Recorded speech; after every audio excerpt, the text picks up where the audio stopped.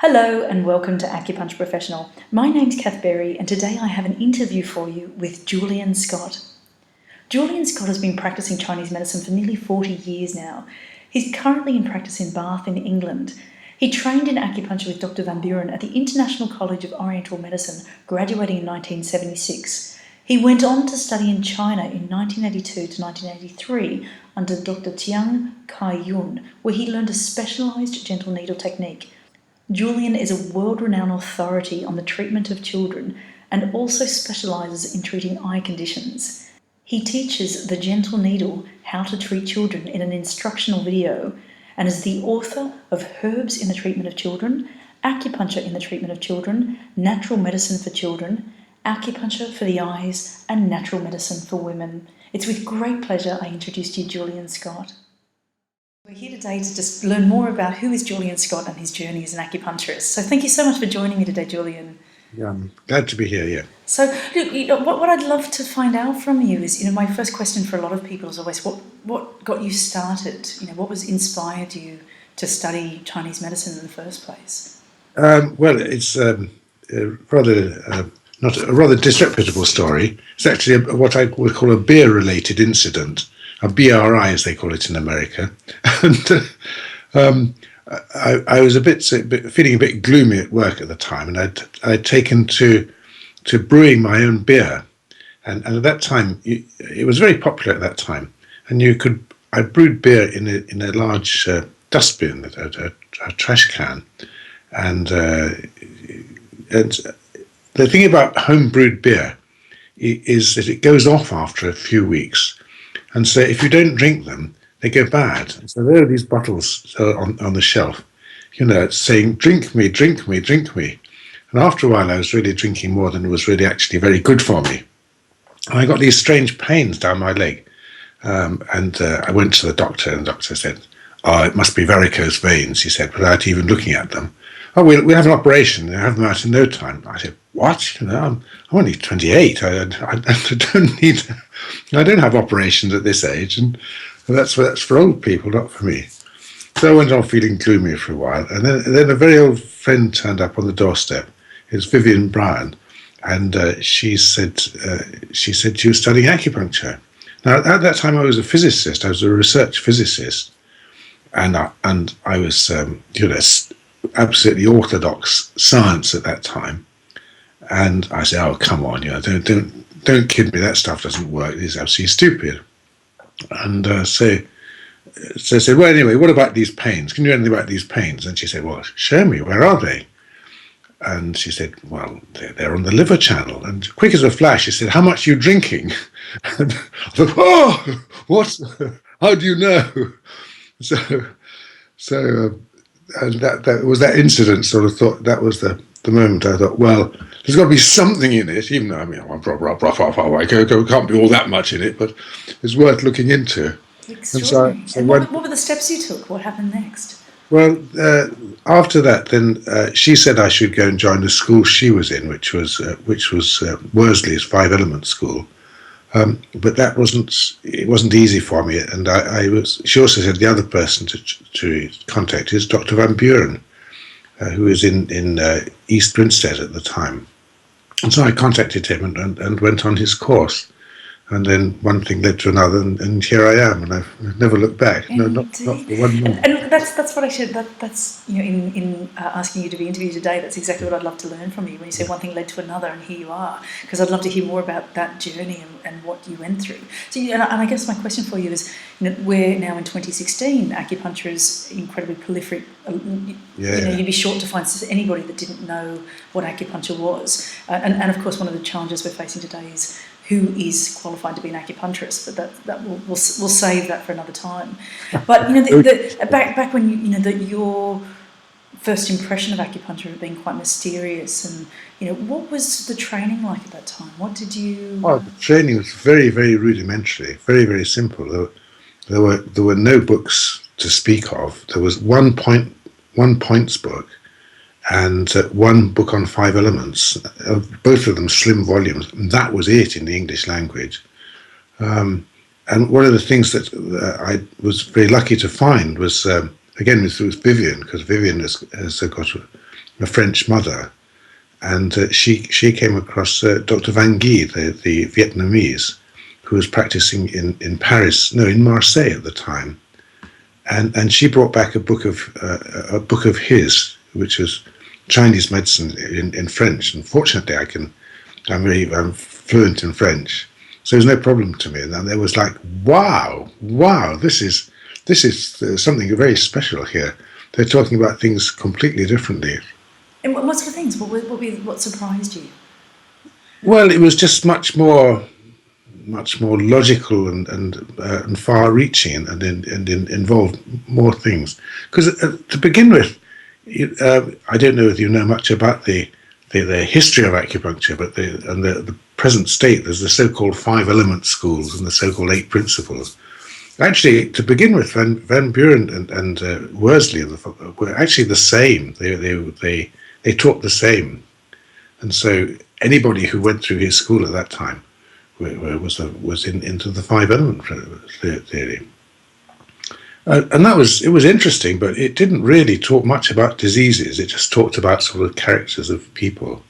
And actually, if you look at what's the history of how it appeared in England and how it's developed, particularly in the Worsley school, you'll see that there's a very strong component of homeopathic thought running through their version of so-called traditional Chinese medicine or traditional medicine.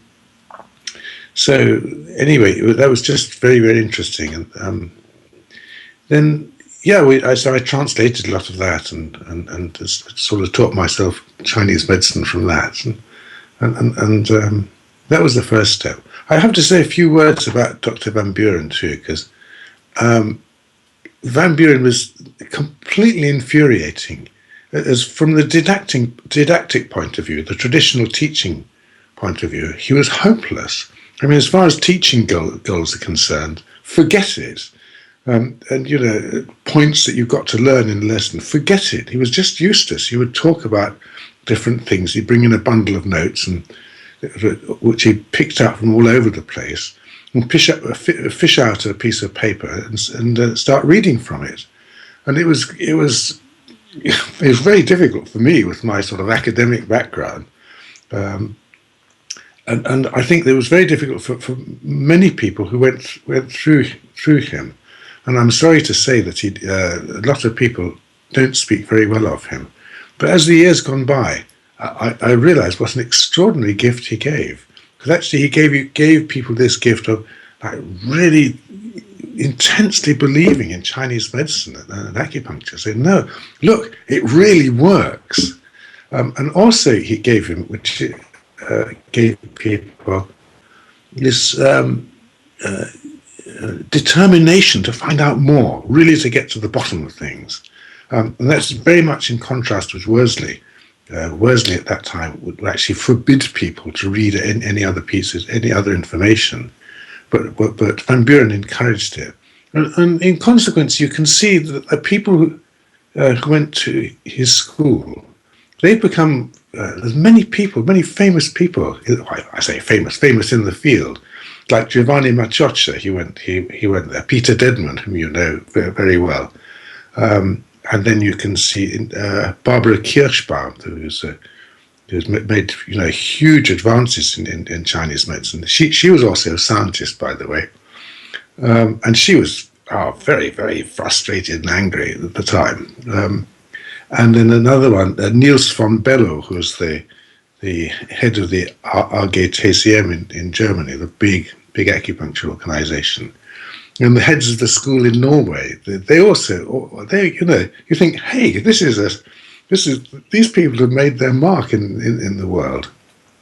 So I say, yes, they made their mark, and that's due to him, really, giving us these 2 things, or 3 things. He gave ability to heal. He could teach that. I don't know how he taught it, but he did. The ability to heal, the fiery belief that acupuncture is fantastic and everybody should practice it, and also the sort of insatiable thirst to find out more.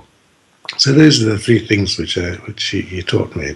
And what I'm intrigued about, and I know our audience watching today will be intrigued, what is that ability to heal? Could you tell me from your own perspective, you said that he could teach the ability to heal. Is that something innate or it can be taught? And what are the qualities or mechanisms that need to be taught in order to achieve that? It's the $1,000,000 question, I assure you. You've been a hot seat on this one. That's the way you put the questions is sort of the complete antithesis of Van Buren. You see, what are the goals and the outcomes and the methods? Well, it just happened. You were just with him and it happened. I couldn't say any more than that. I think getting really furious with him was part of it.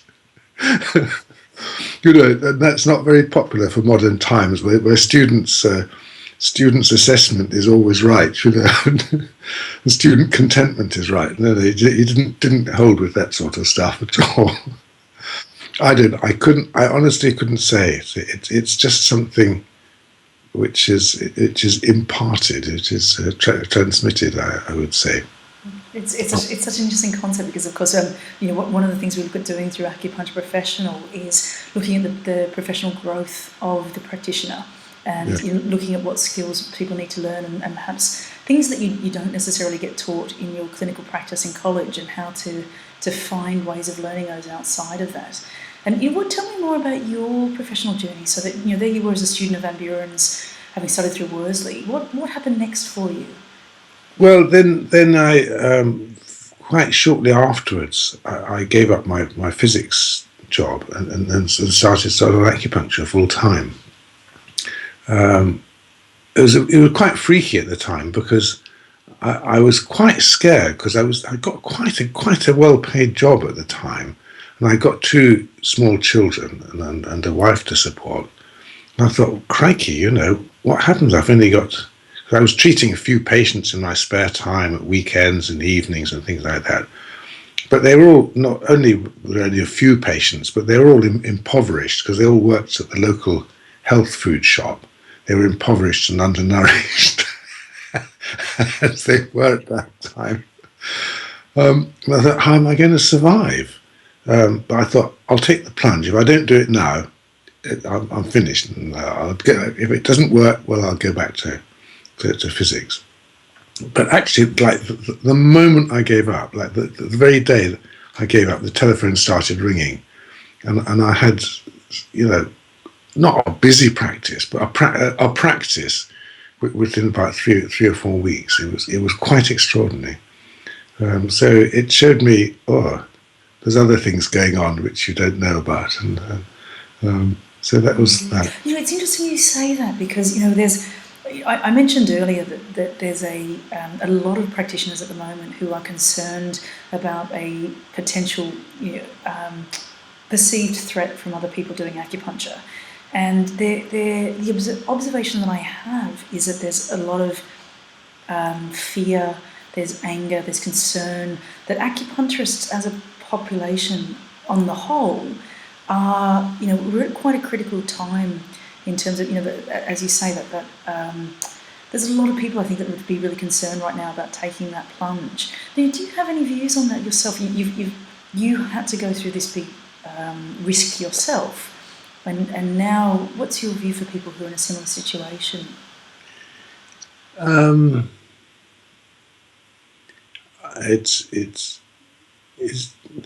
It's difficult for me to say.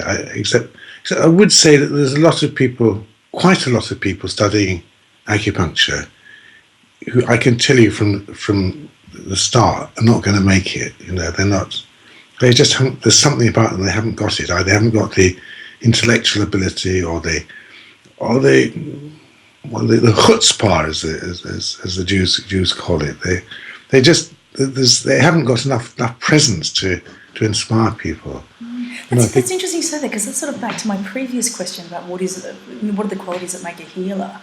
So it's really interesting you say that. That's what you've observed from your teaching. Then that there's a and yet could you identify those?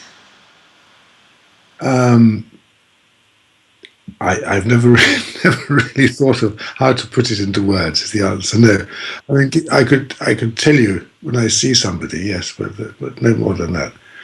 Yeah, it's what in Chinese medicine they call a person's jing. Really, the jing it means essence. That's the only way you can translate it.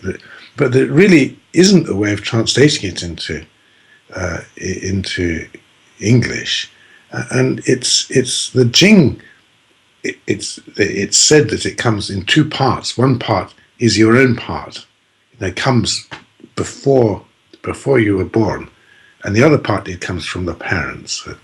And so I think you have both of these, and that gives you this sort of presence that you get some intellectual ability, but also presence. It's the same. It's a sort of presence that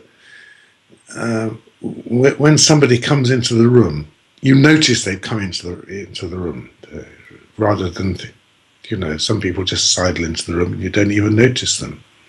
I do remember one time when I was practicing with a person who was always late. He only started to hurry up.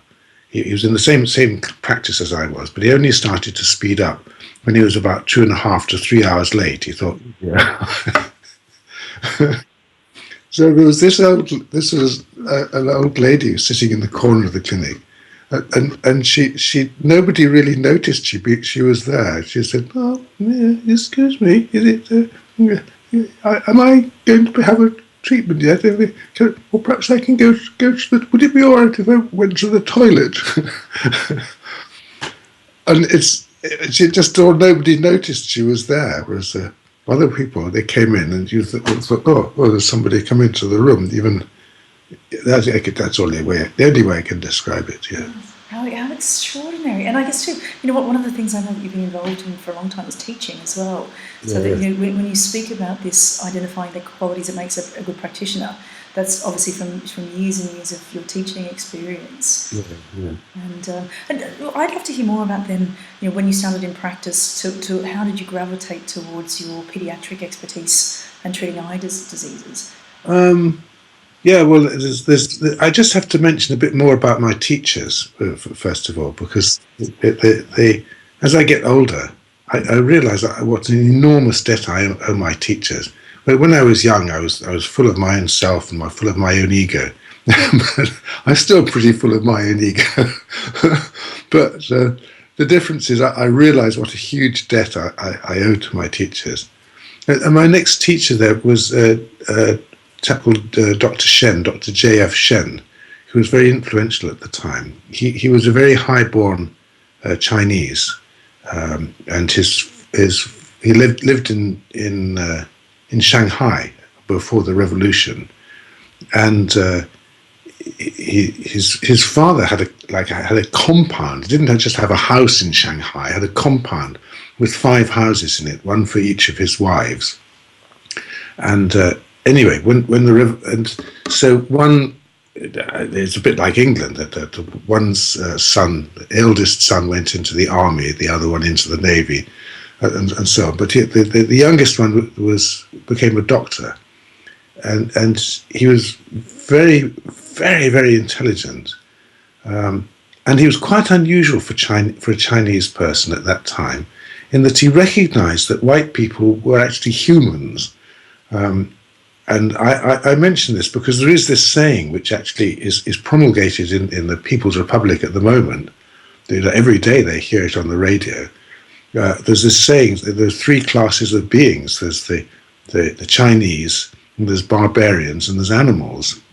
And of course, we as barbarians are halfway towards being animals. And this is the view which at that time, and indeed I think quite a lot now, many Chinese hold. But he was quite unusual in that he realised, no, Westerners and Chinese are the same. They're just people. And so he actually took trouble to teach people. But what he did teach me was to say, always look for the cause of a problem. There's always a cause. And so I've a cause in life. There's something that they're doing which is causing the problem. And I'm finding that even now, that principle is something which is so exciting, because I'm treating more and more conditions like retinitis pigmentosa, the eye disease, In Orthodox medicine, that's said to be a gene problem, a defective gene. It's like finished, nothing you can do. But in this, there's always something in life which is actually causing this problem.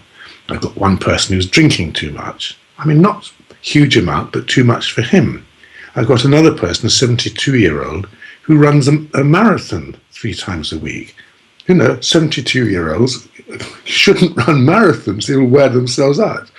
There's always something there in their life which is causing the problem. And if you can find that, then you've got the key to solving the problem. So that was one thing. And then my third major teacher was a Dr. Jiang Caiyun in Nanjing, because in 1982 I went over to China and studied. There was a group of us led by Giovanni, who's been an enormous influence on everybody's life in England, I would say. And I worked in the hospital for 3 months then. And she was my teacher there, and she was just wonderful. So she taught me like hospital medicine. Dr. Shen taught me family medicine, and Dr. Jiang taught me hospital medicine. But she was quite unusual in that she was very, very intelligent, but also very, very kind. And to meet these two qualities in one person, particularly in a hospital, particularly in China just after the Cultural Revolution, it was quite exceptional. And was it unusual to have a woman in such high seniority as well? Was it? No, I wouldn't say so. There was more equality for women then than I would say the reason is in the West now. There was much more equality there. There may have been a bit of prejudice. I didn't see it, but I didn't think so. I was quite impressed by that. And I'm keen to hear more about what you learnt from her as your sort of third most influential teacher. I mean, what was unusual? She said many people are frightened about acupuncture because of the pain that it causes. You must learn a good needle technique which doesn't cause pain. And so she taught me this needle technique, which is like opens the way, of course, for treating children. Without that, you can't treat children. If you just don't develop any needle technique, then you'll never treat children with acupuncture. And that's why lots of people don't, and they think, oh, it's very cruel. Well, yeah, it is cruel in many people's hands. But that's what she taught me. And also she taught me. She taught me that actually what I knew was pretty much Chinese medicine. It was a great boost to my confidence. But also she taught me, look, acupuncture is a medicine. It's not alternative. It's mainstream. It's actually very mainstream. It's the Western medicine, which is like bumbling and not very good and very new and sort of alternative. So that's always been my view that, you have acupuncture is the main medicine. Acupuncture, Chinese medicine, that's real medicine. Orthodox Western medicine, well, it's got its uses from time to time, but they're much, much less the use than Chinese medicine. And that's been my experience all the way through. So that's what I came back from China with, and that's never left me. And my question would be, which came first, your learning the gentle technique and therefore attracting children, or an interest in treating children? Oh no, the interest in treating children came first, and that came because my son had measles at the time, which is of course now obviously feared disease, but it's in fact disappeared altogether. Had it really quite badly, had a fever of 104 degrees, that's like 40 or so, 40, 41. And covered all over in this rash. And he was very, very floppy and sort of, I wouldn't say he was fading in and out of consciousness, but he was not quite all there. And of course, I was scared me to death at the time. But I thought, well, what can I do? And there's nothing. Orthodox medicine hasn't got anything, and I've got to treat him. And I didn't really know what to do, but anyway, as I say many times, that angels rush in where fools fear to. Sorry, fools rush in where angels fear to tread. And I treated him, and like he burst out into perspiration. And 2 hours later, he came downstairs and said, "Oh, where's my breakfast? I want my breakfast." His fever was down. The red rash had turned. It hadn't completely gone, but it had changed its colour. It was much more dull and already healing. And that was just 2 hours later.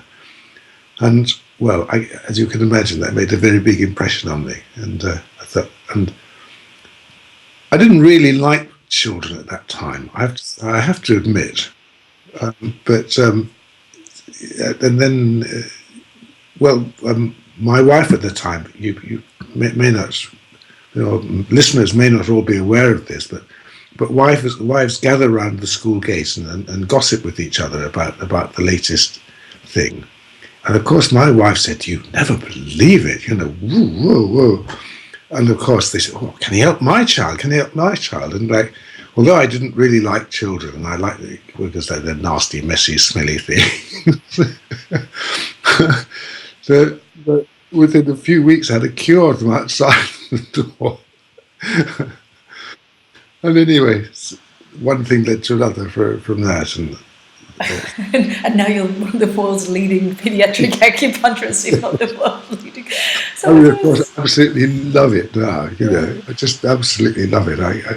A day without treating children is a dull day indeed. It's interesting too, Julian, because I often, if I'm teaching students about how to set up their business and how to, to take on the journey of becoming an acupuncturist, I often say, go to the thing that you love the most and start from there. That if you start with conditions or people or a type of, an area that you're interested in working in, then you build your practice upwards. So I had always in my mind imagined that you had studied, that you loved working with kids, and therefore you saw this opportunity and you got these wonderful results. So you've actually just gone and undone any of my teaching principles about how to start a business in terms of. So it sounds to me like you actually fell into being a paediatric specialist. And so what changed for you then? At what point did it flip over that you were these smelly, snotty, messy creatures were all lining up at your door?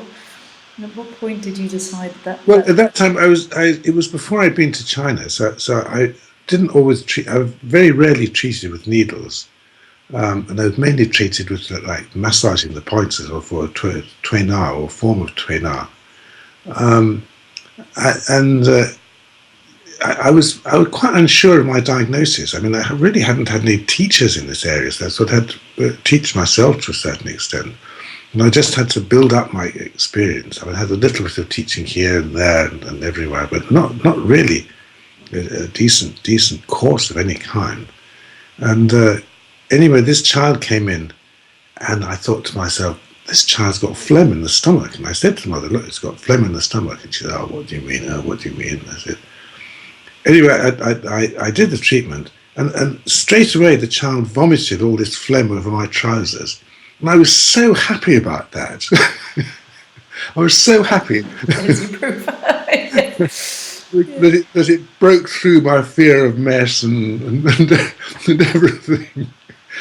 I got the right diagnosis, and it's really helped somebody because he bounced up like anything after getting a great ball of this filth coming out of his stomach. All over my trousers, as I say. Just picking up on something you just said, which I'm intrigued about, and it's certainly sort of for our listeners today. You said that you weren't confident with your diagnosis, but there you were in practice. How did you manage those feelings of being unsure, but then outwardly having to present to these parents and to these children that you were an authority in this? How did you go about doing that? I've never presented myself an authority. I never did that.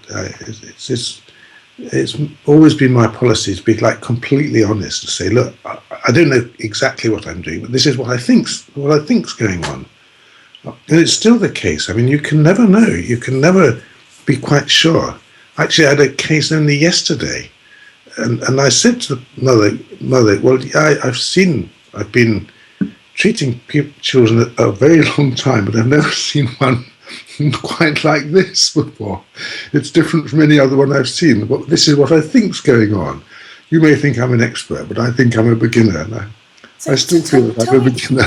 Yeah, could you tell me more about that? Because I think in the work that I do with Acupuncture Professional, I'm in contact with a lot of acupuncturists all over the world, and one of the key recurring themes, and certainly for people that have either their practice is waning for whatever reason, or they're just about to start up, is that feeling of not feeling confident, and therefore feeling fraudulent by presenting themselves as putting themselves in a position of being responsible for someone's healthcare without that feeling of authority or that platform of being able to guarantee that your treatment's going to get results, or it's everything you're describing is universal, in terms of what people go through. I think I suppose it's partly me. It's the old saying, honesty is the best policy. And it's partly because if I do ever try to tell a lie, people can see through me straight away. So it doesn't work anyway.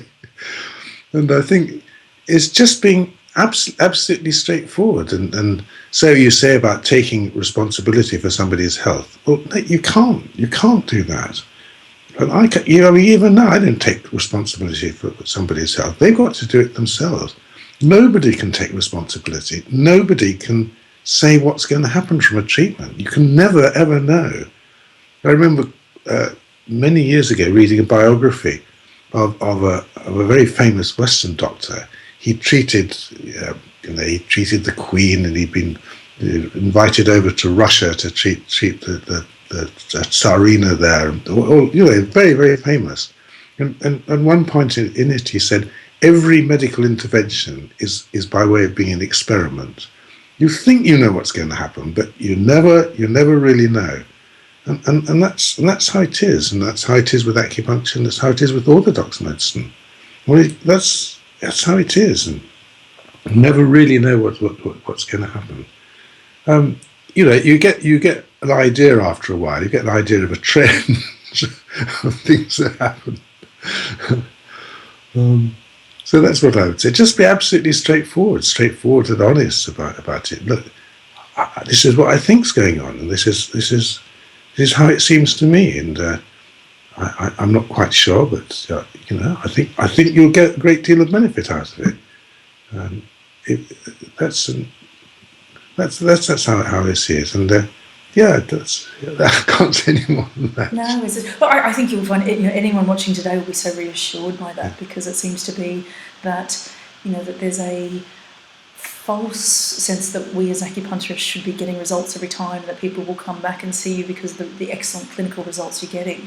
And I think the more we have these sorts of conversations where you can say, actually, in fact, being really authentic is the best place to practice from, rather than trying to in some way imbue this sense of authority or expertise, or I think it is true that the more you know, the better, the easier it becomes, the better.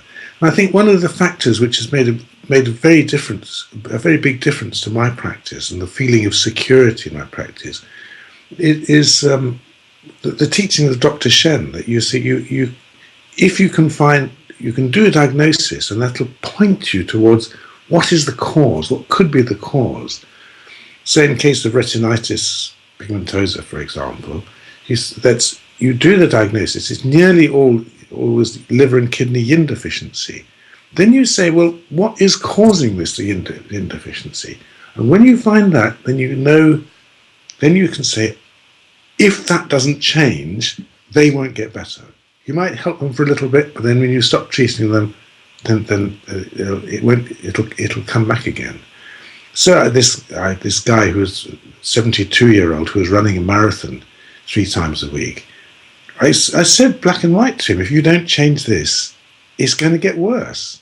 And he practically fainted at the thought of having to give up his beloved marathon, and he wouldn't do it. And so his retinitis has progressively got worse, and he's travelling the world to find other people who can perhaps do it better than me, but he's not getting any results.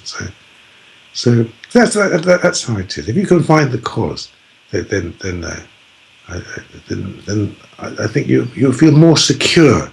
You know what has to change. You might not be able to change it, because there's something in their life that you can't change, and then you can say, all I can do is like support you through this difficult time.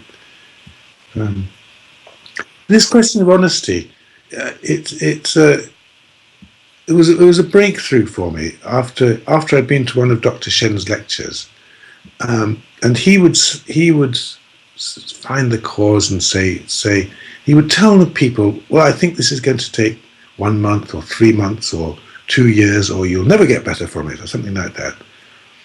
And shortly afterwards, I had this patient come to me with asthma, and I think, crikey, this guy's really ill, to myself. And I thought it's going to take him at least 2 years to get better. And I thought, it's a big deal to spend 2 years coming to a guy for treatment.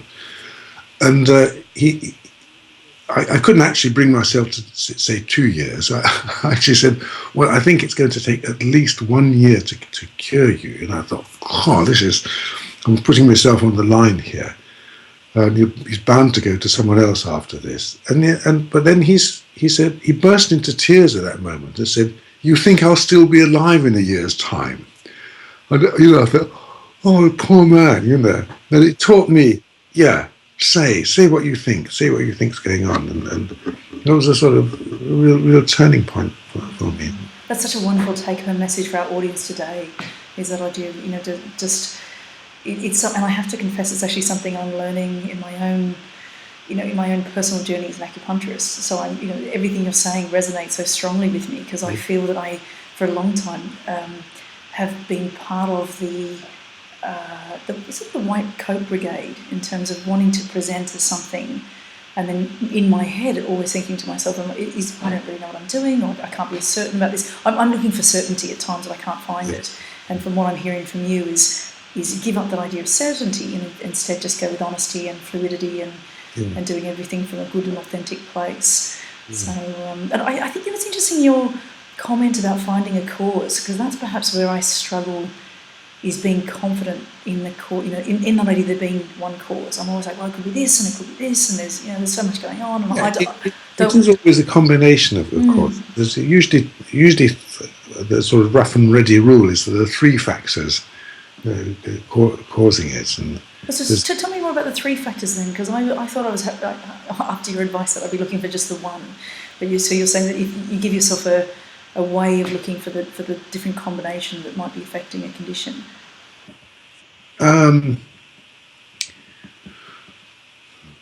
Well, yeah. I mean, I'll give you a case which just pops into my head from a child that I had. A child who got diabetes. It's actually, in this case, I would say there's only 2 causes that I identified at the time. But the root cause of the diabetes was an immunization that he had very early in life. And his mother reported, at that time, he changed completely from being very, very placid and good sleeper and normal. And after that, he was very restless and fidgety and extremely hot and red-faced. And look, I've got the pictures of the before and afterwards. And that was when he was very, very young that he had that.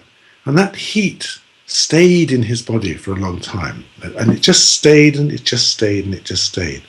And then when he was about 15, I think it was, at that time he went through a great period of great stress. There must have been 16, because he was taking public exams at the time.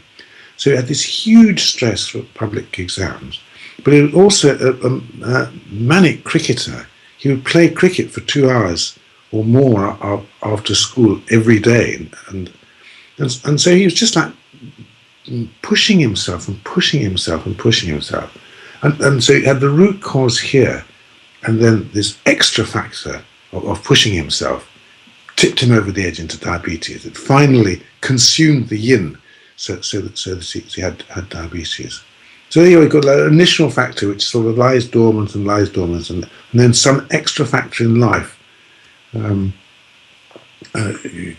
gives rise to a crisis symptom which you've got to do something about. So it's like that. Indeed. And I guess in thinking about our audience today, and what they'd love to hear from you is, just I guess your feeling about the acupuncture profession as a whole, where we're at the moment, perhaps where we're going as well. Do you have your own personal views on you talk back to the day where there was two textbooks in English and one in French, and to think now that the acupuncture profession is in 40 or so years has become so prolific that it's now, that you'll see different other therapists offering a form of acupuncture, or that it seems that we have evolved at such a fast rate. What's your view of that on the profession as a whole? Well, I don't know. It's not the sort of thing which I think about very much. But my only thoughts there is that the comment about that would be that in the Tang dynasty in China, there were 4 grades of acupuncturists. There was a master acupuncturist and then an acupuncturist, and an apprentice acupuncturist, and a nurse acupuncturist. But these four different grades were recognised by the medical authorities of the time. And I think it ought to be like that. So you see physiotherapists doing acupuncture just for frozen, for a tennis elbow or something like that. It's great, they help people. It's brilliant. But you can't compare it to somebody who's been through like 3 years, 5 years, or 7 years training. It's not the same. And Julian, you've hit on a subject which I'm deeply passionate about, and I'm so pleased that you were the person to say it, because my view of that is, while we as acupuncturists are trying to own the process of inserting a needle and stopping physiotherapists or other therapists from doing an acupuncture-like treatment, we're being distracted by this petty little war that's going on, when in fact we should be celebrating that out there in the community there are so many more people receiving acupuncture and they're being exposed to this treatment without having to get steroid injections or other more invasive techniques. And then I see this, and again I have to, it's my personal view that while we're in a critical point that we as acupuncturists, if we're trying to fight for the dry needling and I want to be the person treating frozen shoulder, we're missing an opportunity that acupuncture becomes incredibly accepted within the mainstream and in far more, as you say, that we're missing an opportunity to become the masters of this of this particular profession. And I think I'd love to hear whether you've got any views of No, I feel, since you mentioned it, you put it like that, I feel quite strongly about it, that everybody's saying that all acupuncturists are equal, all acupuncturists in the profession are equal. Well, first of all, it's so obviously not true. But secondly, there are specialities. Like my speciality of treating children. Some people say, "Oh, you go through your acupuncture school, you should be able to treat children." And I say, "No, you shouldn't. There's an awful lot to learn there. I'm doing this 2-year course at the moment, and it's 2 years, and there's an awful lot to learn." And people came on the course thinking, "Oh, I didn't really need this." Now, actually, people are dropping out because there's so much work to do. They hadn't realised there was so much to learn. And so there's different, the different grades. Likewise, I wouldn't want to be like I could treat a sports injury if it came to me as a crisis. But sports injury is a special field, Do you know what I find really interesting is in all the years that I've been involved in acupuncture and Chinese medicine, there are so few people that I come across that say, yes, I love treating sports injuries. That a lot of the acupuncturists I meet want to treat mental health conditions. They want to treat, geriatrics, gerontology. They want to treat chronic and complex diabetes, skin conditions, all sorts of eye conditions. So it's really, what I'm finding frustrating is I'm seeing a war going on. And it's like we're fighting over an area that we don't even want to specialise in ourselves. We're fighting over the thing that most acupuncturists go, "Oh God, I hate seeing back pain. It's so boring. I hate seeing a shoulder. It's so boring." Most acupuncturists want the chronic and complex. And yet here we are on the front line fighting the people who are going to take the musculoskeletal away from us so that we get to become the specialists in other things, so that acupuncture does become more utilised around the world. And so people do understand that it's effective while it's effective in treating frozen shoulder and low back pain. Therefore, that it is effective in treating children and eye diseases, as we know. So I always get really nervous because by saying these things publicly, which we're doing today, I feel that I might be alienating some acupuncturists who feel very strongly that to fight, and there's cases going on through the judicial system about physiotherapists inserting needles and should they be. And I just think, we're being distracted. We're being pulled into a conflict which we really don't need to be part of, and we should be looking at, in fact, a brighter and far more prosperous future where acupuncture is more accepted. Well, I believe that the future is in people, is people training. More training. When the training that acupuncturists have, it's woefully inadequate. They have 500 hours clinical practice a year. It's a 3-year course and it's got 500 hours maximum per year. I mean, it should be like 3,000 hours a year. You should be seeing 3 patients an hour during those minimum. And they can come out of acupuncture school. Maybe they've seen 100 patients if they're lucky.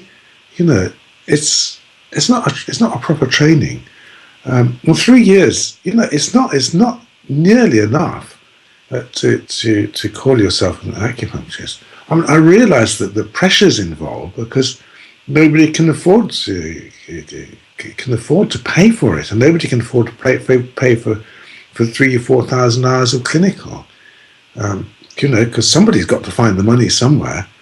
And I realise the pressures involved, and I haven't got a solution for it, except it should be like orthodox medicine, where the state subsidises it very, very heavily indeed, and rightly so too. It's a good thing to put money into education, but they should pay for the state should pay for a 5 or 6 year full-time education for acupuncturists too, with some decent level of clinical in it. So they've seen all these cases. They spend 6 months in the obstetrics ward, and 6 months in the pediatric ward, and 6 months in the sports injury ward, and that's what I think is the way forward. But of course, that's not going to happen. No, I guess one of the things I'd say in comment to that, and certainly something I felt I benefited from personally, having the same year I graduated from acupuncture, I went and did a 3-month internship in China. So that process of actually saying it was extracurricular. That was something I did off my own initiative, and I basically took a backpack over to China and knocked on the door of the hospital, and they accepted me. So I think that students can get that, but you're absolutely right. It's not necessarily structured into the formal training at the moment, but that though there are opportunities available for people to go and seek further training when necessary. Yeah.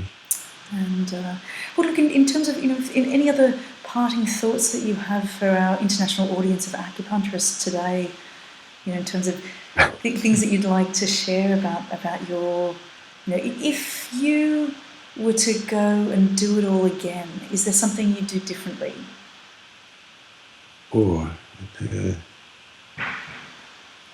I don't know. It's not the sort of problem which exercises my mind. No, I think there are some things that I should like to have done, and I don't think I ever will do. And one is to build up a really proper clinic for treating children, like one which is respected because the problem, people don't bring their children for treatment because you take it to an individual practitioner. If there were a centre saying this is the Children's Acupuncture Centre or Children's Chinese Medicine Centre, then people say, oh, all right, I'll take my child there. They must know what they're talking about. The adults are prepared to take a risk for themselves. They say, well, if it hurts a bit, and well, what do you expect? And I'll give it a go. And it can't do any harm anyway, can it? But they're not prepared to do that for their children, and rightly so, I think. But if you had a centre with 3, 5, 10 practitioners working there, then that would make me very happy. See if it was somewhere like London or New York Madrid or wherever. Well, I feel really optimistic. It's interesting you say that's your vision. From what I've seen in different, Sydney, where I'm from in Australia, and being in London and being in the United States, is that there are centres for pregnancy. There are acupuncture pregnancy, specialist centres, women's health specialist centres. So I think that that's the precursor to the clinic which you're describing, that the pregnancy centres and the obstetric acupuncture specialists will lay a foundation for those women that have gone on to have successful pregnancies through acupuncture, to then, when their children are growing up, that they'll be the ones that are sort of seeking it out. So perhaps we're just, it's just a couple of years ago, is all those children which have been born to those fantastic practitioners through those centres are now, they're now existing, and they're probably just toddlers at the moment, but in years to come, that's certainly a natural evolution for the profession as well. Yeah. So Julian, Scott, thank you so much for your time today. It's been wonderful to hear more about your journey, studying acupuncture from I love your beer-related incident to being now a leading expert as a paediatric acupuncturist and also through treating eye diseases. I have to say, I don't think myself as an expert. I think, well, now I've got about ready to start practicing. I wish I'd got another 40 years that I could. Indeed. Well, as a somebody that's read your books and obviously followed your work, that on behalf of your very appreciative audience, we'd like to thank you for the work that you have done. So the world sees you as our experts. So thank you for that. Okay, thank you. Okay, goodbye for now then.